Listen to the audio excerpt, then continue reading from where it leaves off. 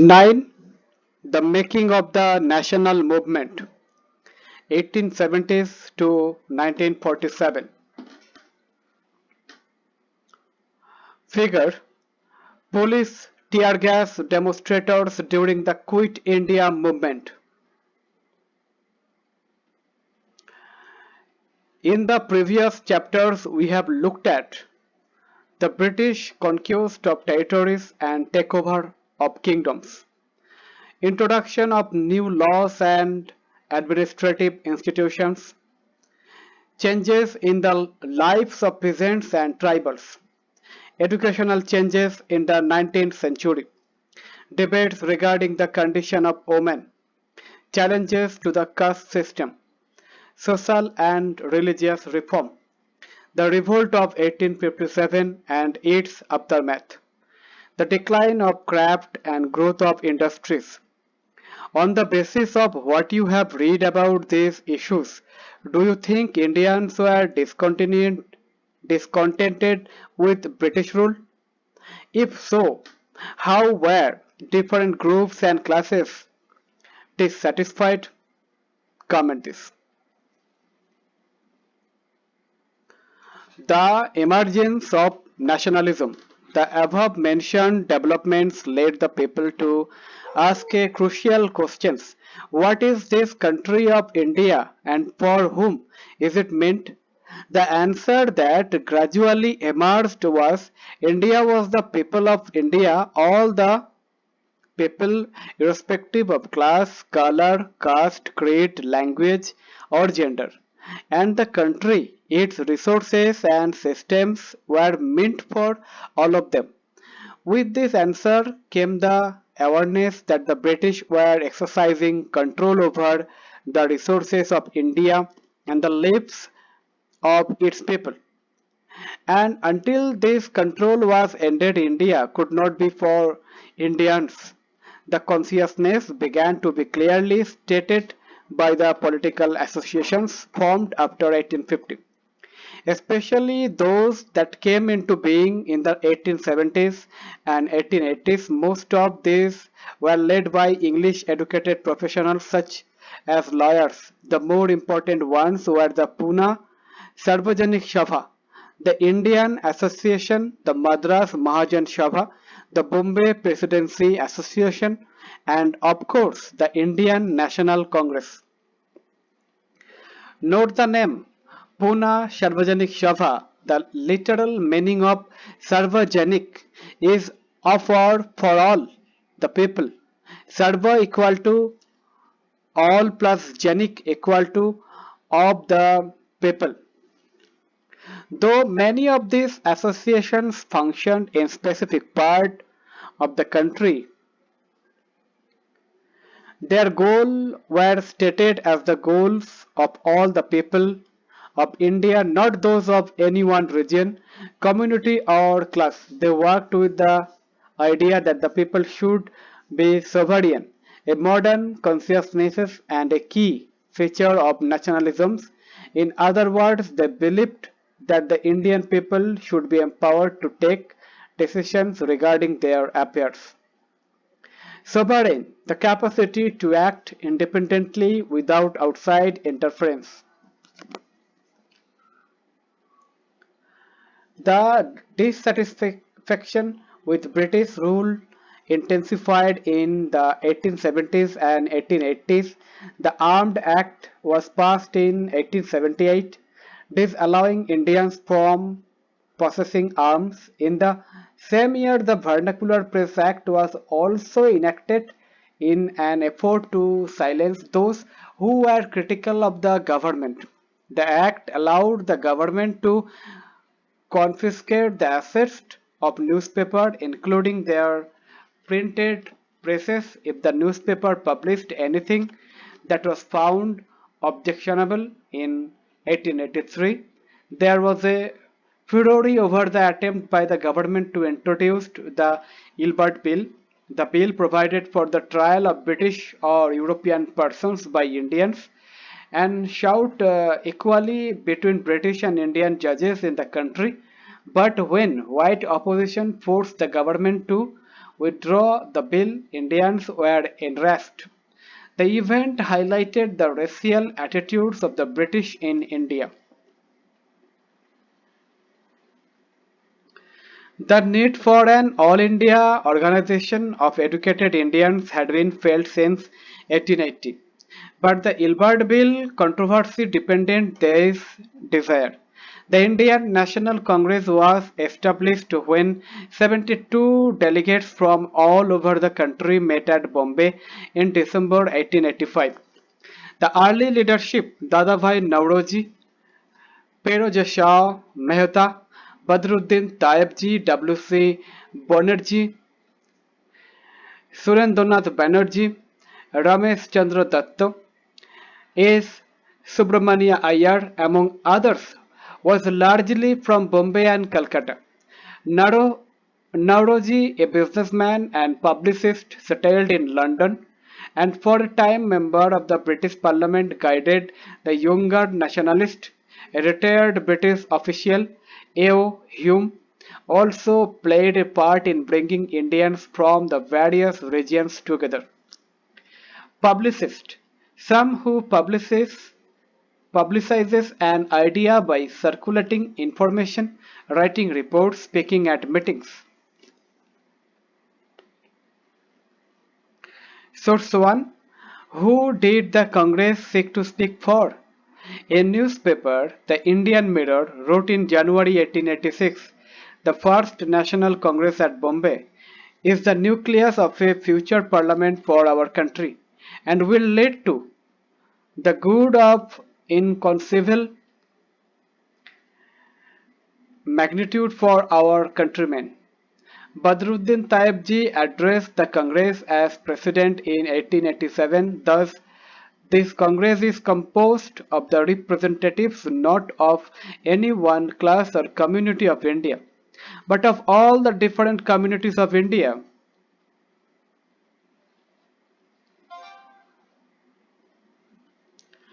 Figure Dadabhai Nauroji. Nauroji's book Poverty and Un-British Rule in India offered a scathing criticism of the economic impact of British rule. A nation in the making. It has often been said that the Congress in the first 20 years was moderate in its objective and methods. During this period, it demanded a greater voice for Indians in the government and in administrations. It wanted the legislative councils to be made more representative, given more power, and introduced in provinces where none existed. It demanded that Indians be placed in high positions in the government. For this purpose, it called for civil service examinations to be held in India as well, not just in London. Activity. From the beginning, the Congress sought to speak for and in the name of all the Indian people. Why did it choose to do so?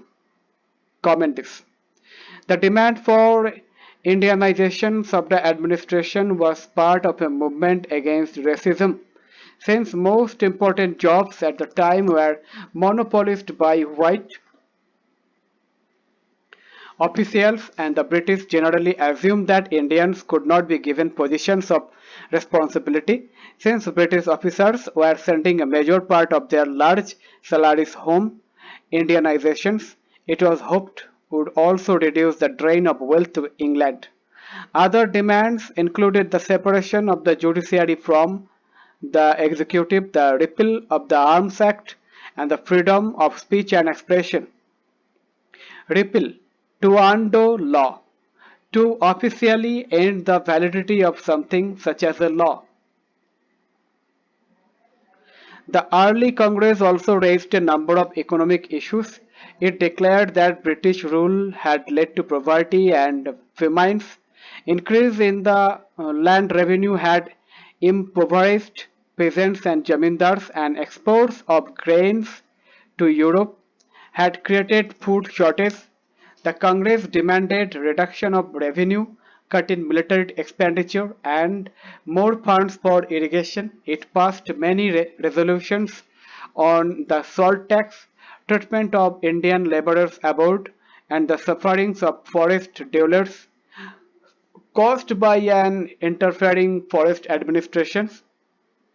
All this shows that despite being a body of the educated elite, the Congress did not talk only on behalf of professional groups, zamindars or industrialists. The moderate leaders wanted to develop public awareness about the unjust nature of British rule. They published newspapers, wrote articles, and showed how British rule was leading to the economic ruin of the country. They criticized British rule in their speeches and sent representatives to different parts of the country to mobilize public opinion. They felt that the British had respect for the ideals of freedom and justice, and so they would accept the just demands of Indians. What was necessary, therefore, was to express these demands and make the government aware of the feelings of Indians. Source 2. In Pursuit of Gold. This is what a moderate leader, Dinsa Wacha, wrote to Naroji in 1887. Feroji Shah is nowadays too busy with his personal work. They are already rich enough. Mr. Telang too remains busy. I wonder how, if all remain busy in the pursuit of gold, can the progress of the country be advanced? Comment this. Freedom is our birthright. By the 1890s, many Indians began to raise questions about the political style of the Congress in Bengal, Maharashtra, and Punjab. Leaders such as Bipin Chandra Pal, Bal Gangadhar Tilak, and Lala Lajpat Rai were beginning to explore more radical objectives and methods. They criticized the moderates for their politics of prayers and emphasized the importance of self-reliance and constructive work. They argued that people must rely on their own strength, not on the good intentions of the government. People must fight for Swaraj. Tilak raised the slogan, "Freedom is my birthright and I shall have it." Activity. What problems regarding the early Congress does this comment highlight? Comment this. In 1905, Viceroy Curzon partitioned Bengal. At that time, Bengal was the biggest province of British India and included Bihar and parts of Odisha. The British argued for dividing Bengal for reasons of administrative convenience. But what did administrative convenience mean? Whose convenience did it represent? Clearly, it was closely tied to the interest of British officials and businessmen.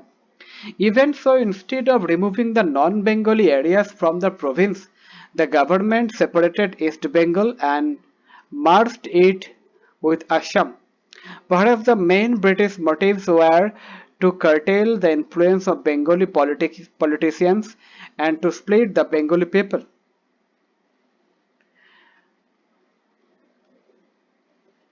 Figure Bal Gangadhar Tilak. Notice the name of the newspaper that lies on the table. Keshari, a Marathi newspaper edited by Tilak, became one of the strongest critics of British rule. The partition of Bengal infuriated people all over India. All sections of the Congress, the moderates and the radicals, as they may be called, opposed it. Large public meetings and demonstrations were organized and novel methods of mass protest developed. The struggle that unfolded came to be known as the Swadeshi movement, strongest in Bengal but with echoes elsewhere too. In deltaic Andhra, for instance, it was known as the Vande Mataram movement. Figure thousands joined the demonstration during the Swadeshi movement.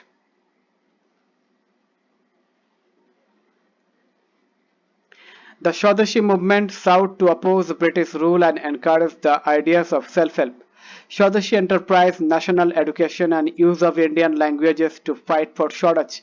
The radicals advocated mass mobilizations and boycotts of British institutions and goods. Some individuals also began to suggest the revolutionary violence would be necessary to overthrow British rule. Figure Lala Lajpat Rai, a nationalist from Punjab. He was one of the leading members of the radical group which was critical of the politics of petitions. He was also an active member of the Arya Samaj. The opening decades of the 20th century were marked by other development as well. A group of Muslim landlords and Nawabs formed the All India Muslim League at Dhaka in 1906. The league supported the partition of Bengal. It desired separate electorates for Muslim, a demand conceded by the government in 1909. Some seats in the councils were now reserved for Muslims who would be elected by Muslim voters. This tempted politicians to gather a following by distributing favors to their own religious groups. Meanwhile, the Congress split in 1907. The moderates were opposed to the use of boycott. They felt that it involved the use of force. After the split, the Congress came to be dominated by the moderates, with Tilak's followers functioning from outside. The two groups reunited in December 1915. Next year, the Congress and the Muslim League signed the historic Lucknow Pact and decided to work together for representative government in the country.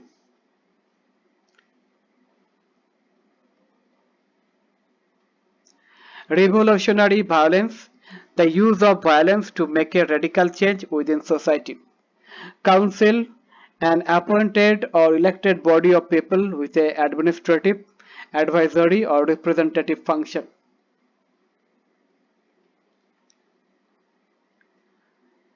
The growth of mass nationalism. After 1919, the struggle against British rule gradually became a mass movement involving peasants, tribal students, and women in large number, and occasionally factory workers as well. Certain businesses groups too began to actively support the Congress in the 1920s. Why was this so? The First World War altered the economic and political situation in India. It led to a huge rise in the defense expenditure of the government of India. The government in turn increased taxes on individual income and business profits. Increased military expenditure and the demand for war supplies led to a sharp rise in prices, which created great difficulties for the common people. On the other hand, business groups reaped fabulous profits from the war.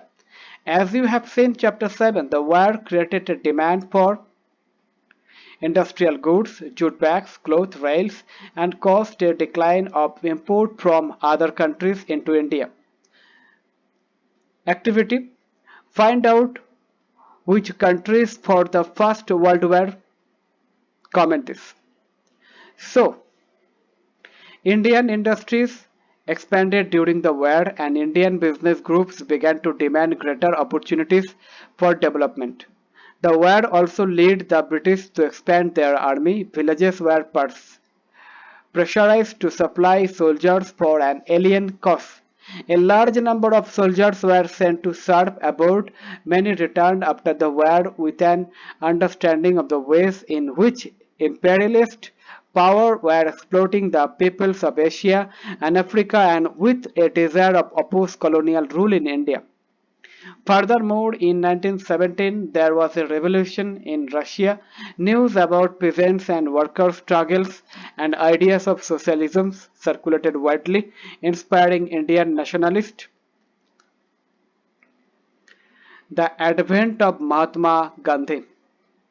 It is in these circumstances that Mahatma Gandhi emerged as a mass leader. As you may know, Gandhiji, aged 46, arrived in India in 1915 from South Africa.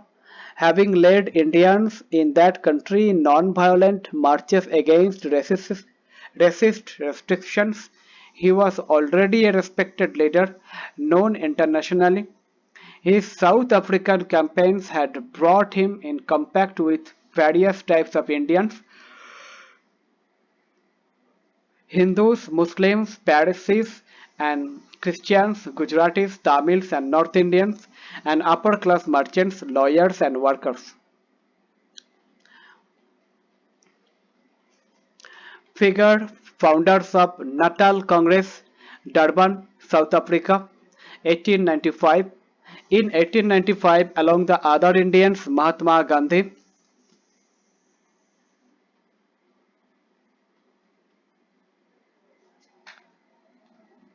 established the Natal Congress to fight against racial discrimination. Can you identify Gandhiji? He is standing at the center in the row at the back,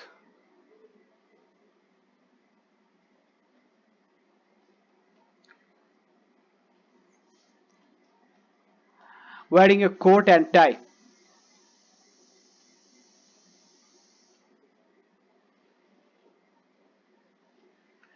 Interventions were in local movements in Champaran, Khera, and Ahmedabad, where he came into contact with Rajendra Prasad and Vallabhbhai Patel. In Ahmedabad, he led a successful mill workers' strike in 1918. Let us now focus in some detail on the movements organized between 1919 and 1922.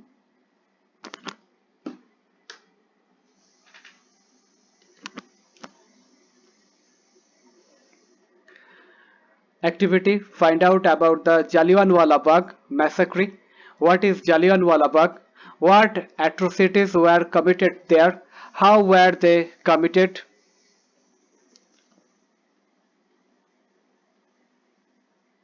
The Rowlatt Satyagraha.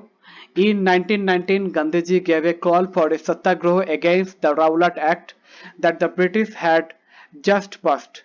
The act curbed fundamental rights such as the freedom of expression and strengthened police powers. Mahatma Gandhi, Muhammad Ali Jinnah, and others felt that the government had no rights to restrict people's basic freedoms. They criticized the act as devilish and tyrannical. Gandhiji asked the Indian people to observe 6th April 1919 as a day of non-violent opposition to this act. As a day of humiliation and prayer, and Hartal strike, Satyagraha Sabhas were set up to launch the movement. Figure the walled compound in which General Dyer opened fire on a gathering of people. The people are pointed to the bullet marks on the wall. The Rowlatt Satyagraha turned out to be the first all India struggle against the British government, although it was largely restricted to cities. In April 1919, there were a number of demonstrations and hartals in the country, and the government used brutal measures to suppress them. The Jallianwala Bagh atrocities inflicted by General Dyer in Amritsar on Baisakhi Day, 3rd April, were a part of these repressions. On learning about the massacre, Rabindranath Tagore expressed the pain and anger of the country by renouncing his knighthood. Knighthood, an honor granted by the British Crown for exceptional personal achievements or public service.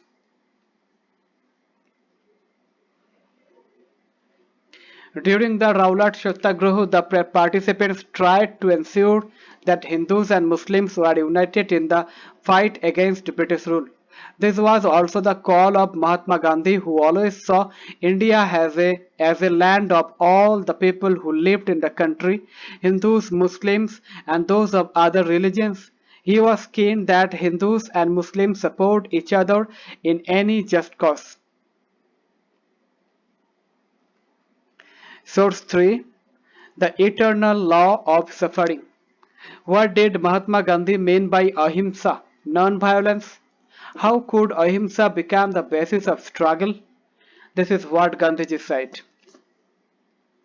Non-violence comes to us through doing good continually without the slightest expectation of return. That is the indispensable lesson in non-violence. In South Africa, I succeeded in learning the eternal law of suffering as the only remedy for undoing wrong and injustice. It means positively the law of non-violence. You have to be prepared to suffer cheerfully at the hands of all the sundry, and you will wish ill to no one, not even to those who may have wronged you. Mahatma Gandhi, 12 March 1938. Khilafat agitation and the non-cooperation movement.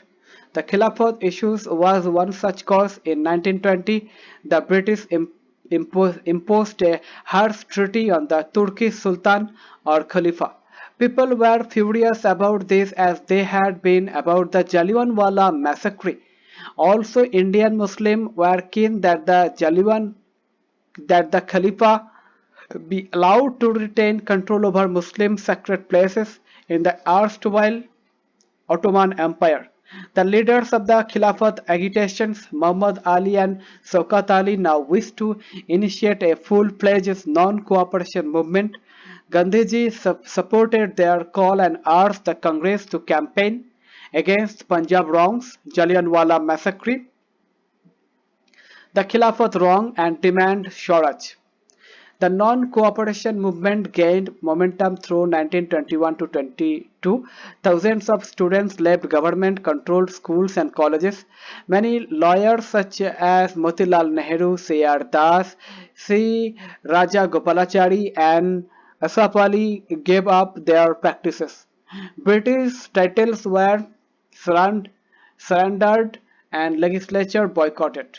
People lit public bonfires of foreign clothes. The import of foreign clothes fell drastically between 1920 and 1922.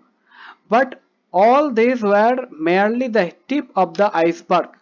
Large parts of the country were on the brink of a formidable revolt. People's initiatives. In many cases, people resisted British rule non-violently.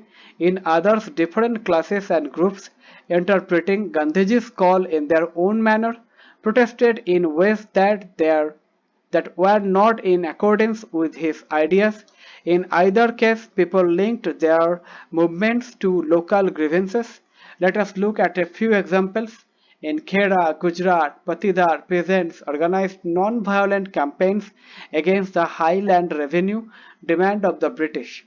In coastal Andhra and interior Tamil Nadu, liquor shops were picketed.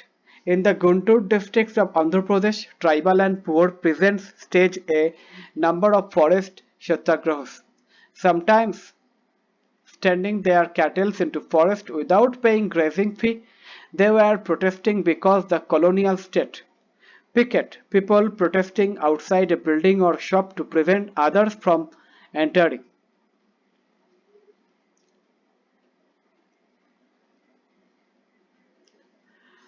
Mahants, religious functionaries of Sikh Gurudwaras, illegal eviction, forcible and unlawful throwing out of tenants from the land they rent, had restricted their use of forest resources in various ways. They believed that Gandhiji would get their taxes reduced and have the forest regulations abolished.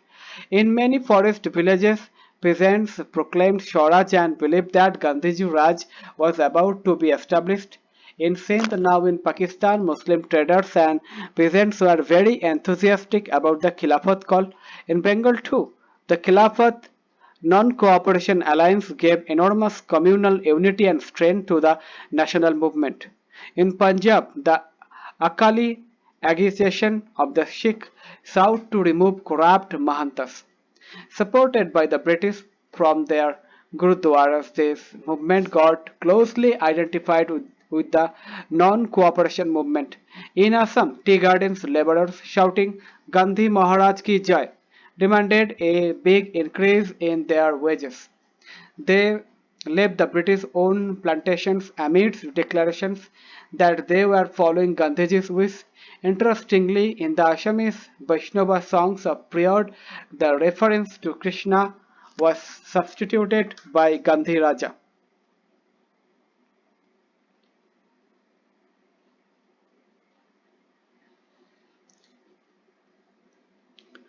Figure 8, a popular representation of Mahatma Gandhi, is often shown as a divine being occupying a place within the pantheon of Indian gods. In this image, he is driving Krishna's chariot, guiding other nationalist leaders in the battle against the British.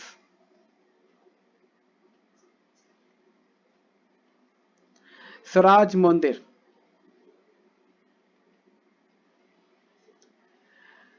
The people's Mahatma. We can see from the above that sometimes people thought of Gandhiji as a kind of messiah, as someone who could help them overcome their misery and poverty. Gandhiji wished to build class unity, not class conflicts, yet peasants could imagine that he would help them in their fight against jamindars, and agricultural laborers believed he would provide them land.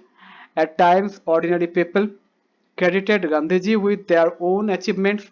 For instance, at the end of a powerful movement, peasants of Pratapgarh in the United Provinces, now Uttar Pradesh, managed to stop illegal eviction of tenants. But they felt it was Gandhiji who had owned this demand for them. At other times, using Gandhiji's name, tribals and peasants undertook actions that did not conform to Gandhian ideals.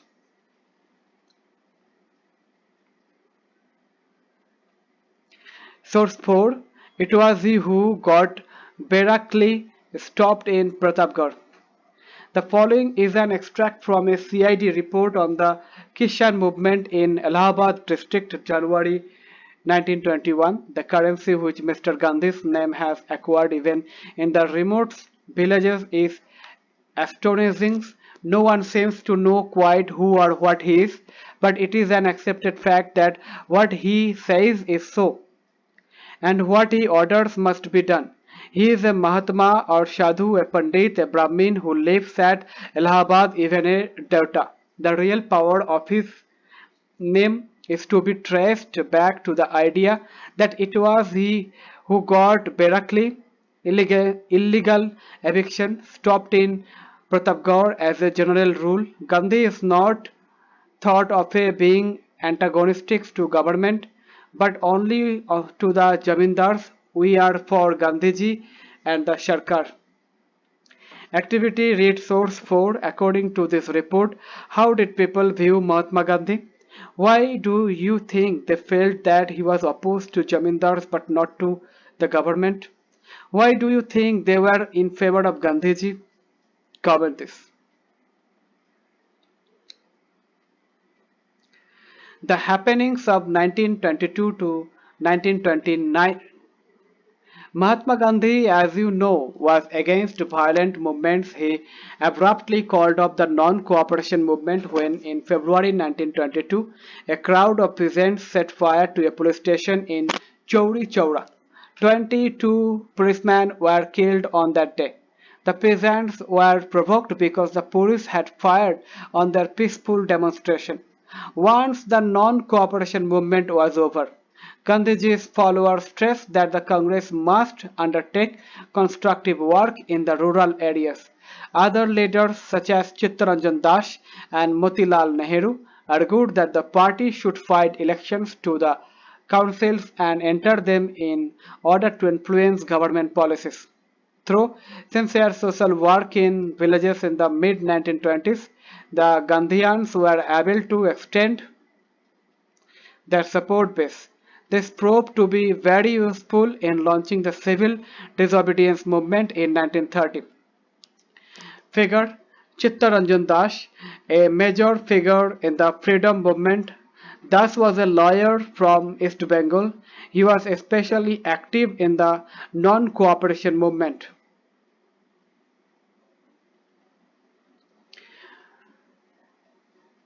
Two important developments of the mid-1920s were the formation of the Rashtriya Swayamsevak Sangh (RSS), a Hindu organization, and the Communist Party of India. These parties have held very different ideas about the kind of country India should be. Find out about their ideas with the help of your teacher. The revolutionary nationalist Bhagat Singh too was active in this period. Figure: demonstrators oppose the Simon Commission. Simon, go back. In 1927, the British government in England decided to send a commission headed by Lord Simon to decide India's political future. The commission had no Indian representative. The decision created an outrage in India. All political groups decided to boycott the commissions. When the commission arrived, it was met with demonstration with banners saying Simon, go back. The decade closed with the Congress resolving to fight for Purna Swaraj, complete independence, in 1929 under the presidency of Jawaharlal Nehru. Consequently, Independence Day was observed on 26 January 1930 all over the country. Figured Bhagat Singh: it takes a loud voice to make the deaf hear. Inqilab Jindabad. Revolutionary nationalists such as Bhagat Singh, Chandrasekhar Azad, Sukhdev, and others wanted to fight against the colonial rule and the rich exploiting classes through a revolution of workers and peasants. For this purpose, they founded the Hindustan Socialist Republican Association (HSRA) in 1928 at Firoz Shah Kotla in Delhi. On 17 December 1928, Bhagat Singh, Azad and Rajguru assassinated Saunders, a police officer who was involved in the lathi charge that had caused the death of Lala Lajpat Rai. On 8 April 1929, Bhagat Singh and B.K. Datta threw a bomb in the Central Legislative Assembly. The aim, as their leaflet explained, was not to kill but to make the deaf hear, and to remind the foreign government of its callous exploitation. Bhagat Singh, Sukhdev, and Rajguru were executed on March 23, 1931. Bhagat Singh's age at that time was only 23.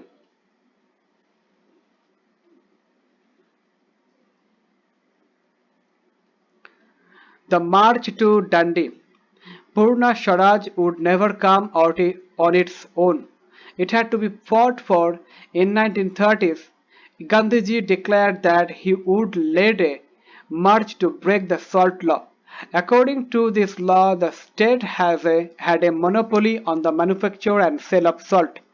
Mahatma Gandhi, along with other nationalists, reasoned that it was sinful to tax salt since it is such as essential items of our food. The Salt March related the general desire of freedom to a specific grievance shared by everybody and thus did not divide the rich and the poor. Gandhiji and his followers marched for over 240 miles from Sabarmati to the coastal town of Dandi, where they broke the government law by gathering natural salt found on the seashore and boiling seawater to produce salt.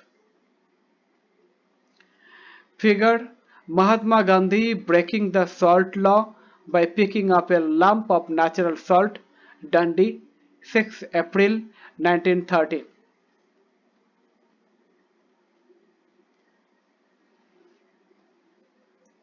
Women in the freedom struggle. Amba, Ambabai from Karnataka. Women from diverse backgrounds participated in the national movement, young and old, single and married. They came from rural and urban areas, from both conservative and liberal homes. Their involvement was significant for the freedom struggle, for the women's movement, and for themselves personally. Both British officials and Indian nationalists felt that women's participation gave the national struggle an immense force. Participation in the freedom movement brought women out of their homes. It gave them a place in the professions, in the governance of India, and it could pave the way for equality with men. What such participation meant for women is best recounted by them. Ambabai of Karnataka had been married at age 12, widowed at 16, She picketed foreign clothes and liquor shops in Udupi. She was arrested, served a sentence, and was rearrested between prison terms. She made speeches, taught spinning, and organized Prabhat ferries. Ambabai regarded these as the happiest days of her life because they gave it a new purpose and commitment. Women, however, had to fight for their right to participate in the movement. During the Salt Satyagraha, for instance, even Mahatma Gandhi was initially opposed to women's participation. Sarojini Naidu had to pursue him to allow women to join the movement.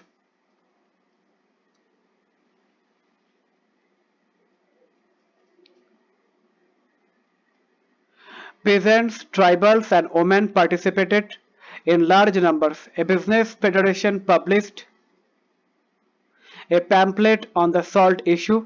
The government tried to crush the movement through brutal action against peaceful satyagrahis.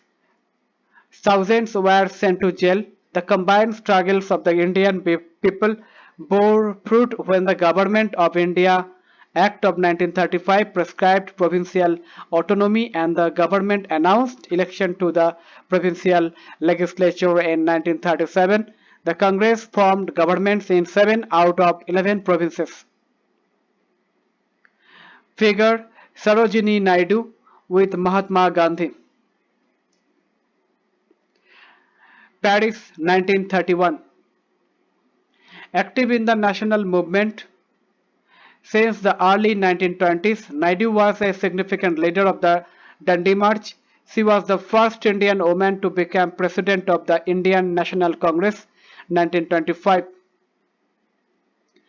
In September 1939, after 2 years of Congress rule in the provinces, the Second World War broke out. Critical of Hitler, Congress leaders were ready to support the British war effort, but in return they wanted that India be granted independence after the war.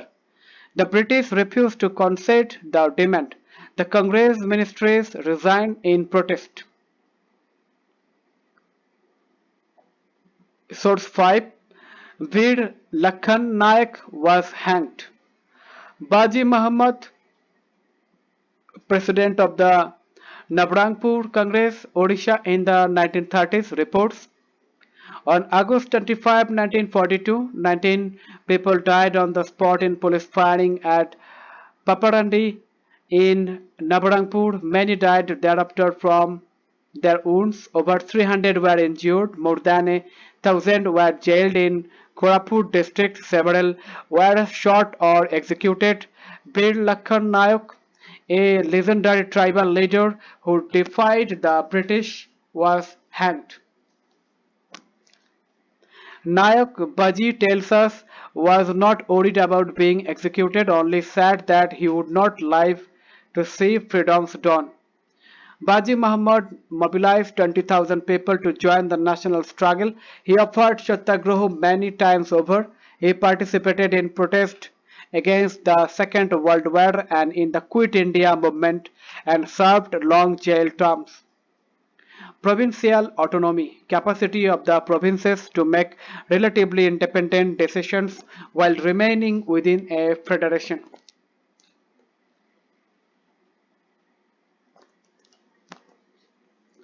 Figure Quit India movement, August 1942.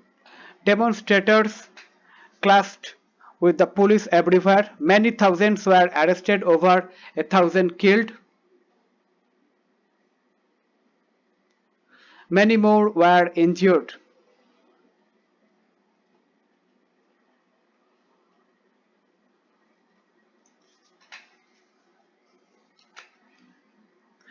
Quit India and later.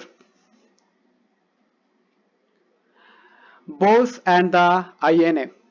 Figure Subhash Chandra Bose, a radical nationalist with socialist leanings. Bose did not share Gandhiji's ideal of ahimsa, though he respected him as the father of the nation. In January 1941, he secretly left his Calcutta home, went to Singapore via Germany, and raised the Azad Hind Fauj, or the National Indian National Army, INA to free India from British control in 1944. The INA tried to enter India through Imphal and Kohima, but the campaign failed. The INA members were imprisoned and tried. People across the country from all walks of life participated in the movement against the INA trials. Mahatma Gandhi decided to initiate a new phase of movement against the British in the middle of the Second World War. The British must quit India immediately, he told them. To the people he said, do or die in your effort to fight the British, but you must fight non-violently. Gandhiji and other leaders were jailed at once, but the movement spread. It especially attracted peasants and the youth who gave up their studies to join it. Communication and symbols of statue authority were attacked all over the country. In many areas, the people set up their own governments. The first response of the British was severe repressions. By the end of 1943, over 90,000 people were arrested and around 1,000 killed in police firing. In many areas, orders were given to machine guns crowds from airplanes. The rebellion, however, ultimately brought the Raj to its knees. Towards independence and partition.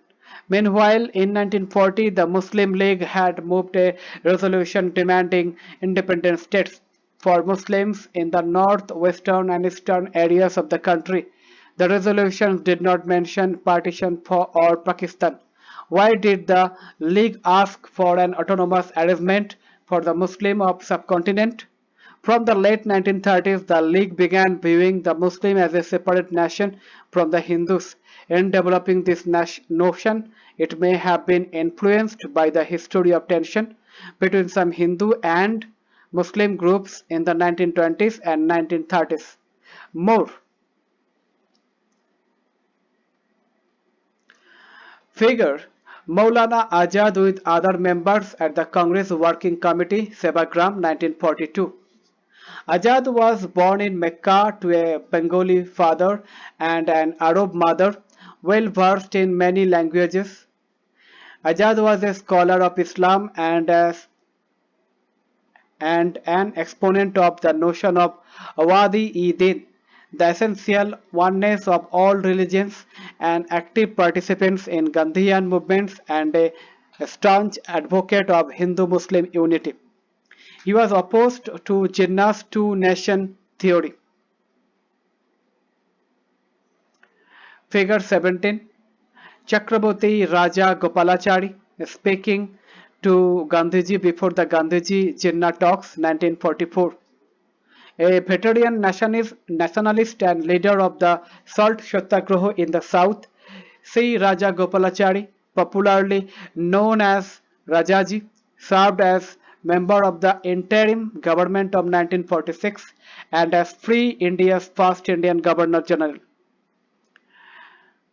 Figure Sardar Vallabhbhai Patel played an important role in the negotiations for independence during 1945 to 47. Patel hailed from an impoverished peasant proprietor family of Nadiad, Gujarat, a foremost organizers of the freedom movement from 1918 onwards. Patel served as president of the Congress in 1931.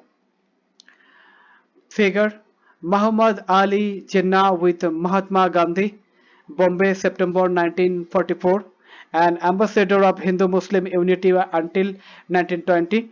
Jinnah played an important role in the making of the Lucknow Pact, the reorganized the Muslim League after 1934, and became the major spokesperson for the demand for Pakistan.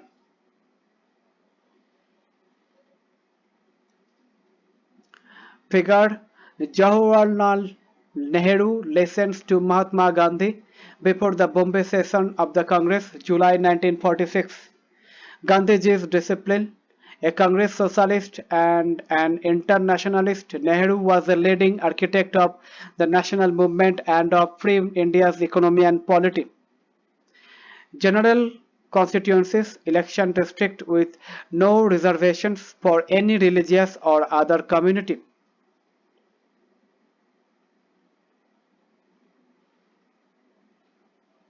Importantly, the provincial elections of 1937 seemed to have convinced the League that Muslims were a minority and they would always have to play second fiddle in any democratic structure.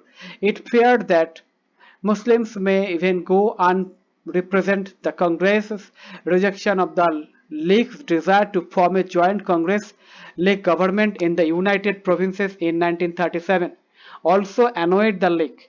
The Congress failure to mobilize the Muslim masses in the 1930s allowed the League to widen its social support.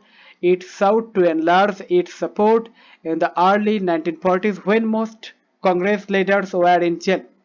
At the end of the war in 1945, the British opened negotiations between the Congress, the League and themselves for the independence of India. The talks failed because the League saw itself as the sole spokesperson of India's Muslims. The Congress could not accept this claim since a large number of Muslims still supported it. Figure Khan Abdul Ghaffar Khan, the Pashtun leader from the northwest frontier province, with his colleagues at a peace march through Bihar.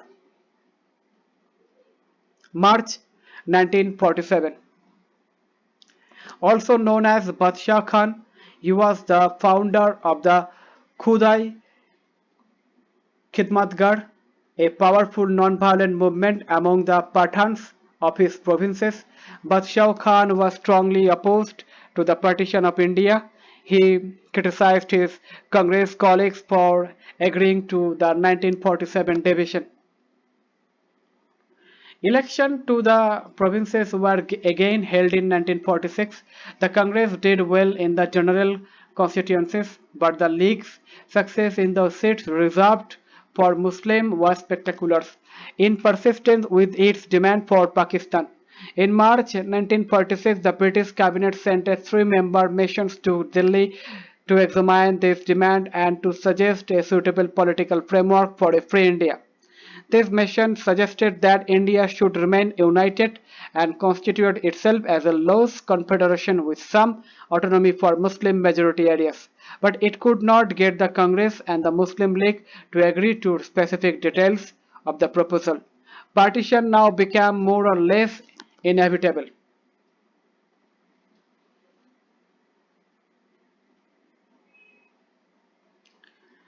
Figure refugees from riot-torn Punjab gather in New Delhi in search of shelter and food. After the failure of cabinet mission, the Muslim League decided on mass agitations for winning its Pakistan demand. It announced 16 August 1946 as Direct Action Day. On this day, riots broke out in Calcutta, lasting several days and resulting in the death of thousands of people. By March 1947, violence spread to different parts of northern India. Many hundred thousands people were killed and numerous women had to face untold brutalities during the partition. Millions of people were forced to flee their homes, torn asunder from their homelands. They were reduced to being refugees in alien lands. Partition also meant that India changed. Many of its cities changed and a new country, Pakistan, was born. So the joy of our country's independence from British rule came mixed with the pain and violence of partition.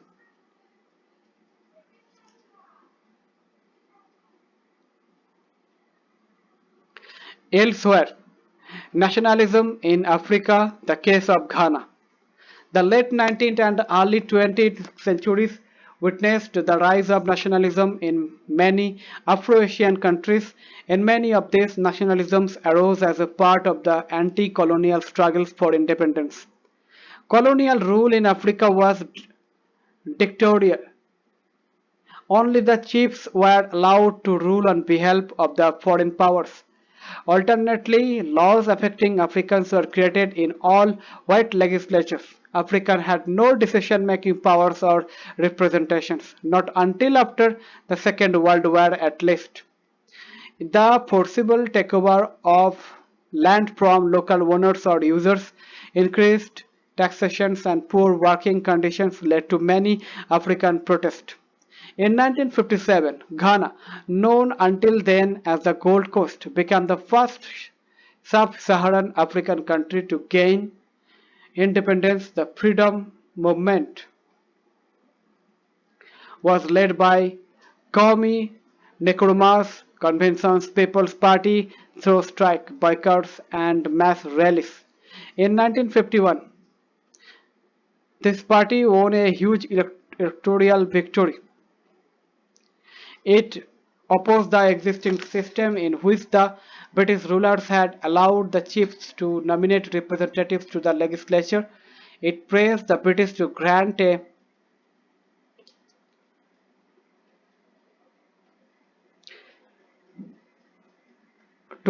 legislature that contained no nominated or special members and won this demand in 1954. Elections to the new legislative councils were held in 1956. The Convention People's Party won this, thus paving the way of the proclamation procla- proclamation of the independent nation under the name Ghana. Let's imagine that you are involved in the Indian national movement based on your reading of this chapter. Briefly discuss your preferred methods of struggle and your vision of a free India. Comment this. Let's recall, let's discuss, let's do. Do this and comment this.